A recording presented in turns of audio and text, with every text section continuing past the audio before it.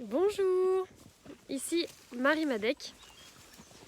Donc pour ceux qui ne me connaissent pas, je suis infopreneur et coach et j'aide les personnes ayant des chevaux à enlever leur peur, à évoluer,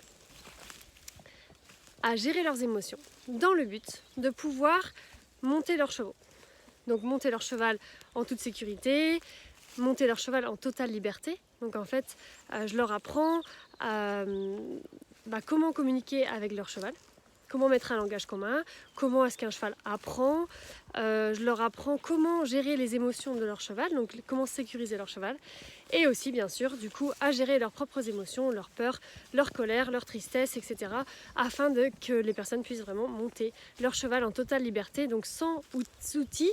Donc en fait, elles ont rien pour contrôler le cheval. Elles vont créer un lien pour pouvoir communiquer avec lui. Donc aujourd'hui, je voulais vous faire une vidéo. Je suis rentrée, j'étais en fait 5 jours en déplacement et là je viens de rentrer. Je viens d'aller nourrir mes chevaux, leur donner de l'eau. Donc je suis un peu fatiguée, mais je voulais quand même vous faire une vidéo. Parce que j'ai vu, au stage, je me suis dit, ça me donne envie de leur faire une vidéo. Donc en fait, j'étais en train de coacher une personne. Et je lui ai demandé de faire un exercice de précision, de communication avec son cheval. Donc en fait, je lui ai demandé de faire un 8. Donc j'ai mis 2 plots. Et je lui ai demandé de faire un 8. Donc que son cheval puisse faire un 8 et qu'elle ne bouge pas ses pieds.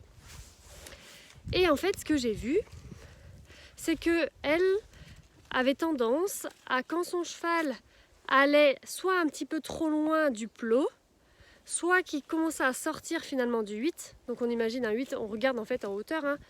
On prend les plots, par exemple, là il y a 2 plots. Là il y en a 3, mais hop, là il y en a 2. Elle faisait un 8 comme ça autour des plots. Et elle avait tendance à se contracter. Donc c'est-à-dire que dès qu'il commençait à s'écarter, elle se contractait. Donc tout son corps se contractait et elle avait tendance un peu à agiter son corps ou éventuellement son stick. Voilà. Et donc qu'est-ce qui se passait quand elle faisait ça? Le cheval avait tendance du coup à quitter, à partir, à ne pas faire finalement ce 8 là en liberté, parce que le cheval on ne le tient pas en longe, on le laisse évoluer et on lui demande en fait de faire les choses. Et si le cheval il fait, ça veut dire qu'il comprend et qu'il est bien. Et donc là, à chaque fois, elle se contractait. Donc des fois, le cheval faisait, mais on voyait qu'il avait montré des signes d'agacement. Donc par exemple, il foyait un peu la queue, ses oreilles commençaient à se crisper un peu. Donc il montrait qu'il n'était pas bien de faire ça si elle était contractée. Du coup, qu'est-ce que j'ai fait? Donc ça, c'est une astuce que vous pouvez faire vous-même si vous vous retrouvez dans le même cas de figure que cette étudiante. En fait, vous vous dites, bon, ce que je veux en fait, c'est faire des changements de main, faire comprendre à mon cheval que je veux qu'il change d'œil et qu'il change de main à une allure précise. Donc là, par exemple, le 8, c'était au pas. Et donc, ce que j'ai fait, c'est que je lui ai enlevé les plots, que je lui ai dit, écoute, donc là, c'est dans un endroit fermé qu'on fait ça. Je lui ai dit, tu vas faire un 8, mais sans plots. Et sans te forcer à réussir à faire la boucle à un endroit précis. Et donc tu vas apprendre à en fait bouger ton corps pour pouvoir orienter le cheval. Donc là voilà, quand je bouge, hop je vais par là et hop je vais par là. Et tu vas chercher à voir où te placer, où placer ton regard, où marcher dans quel angle pour pouvoir proposer à ton cheval de changer de main et que ce soit respectueux de son corps et qu'il puisse le faire en fait.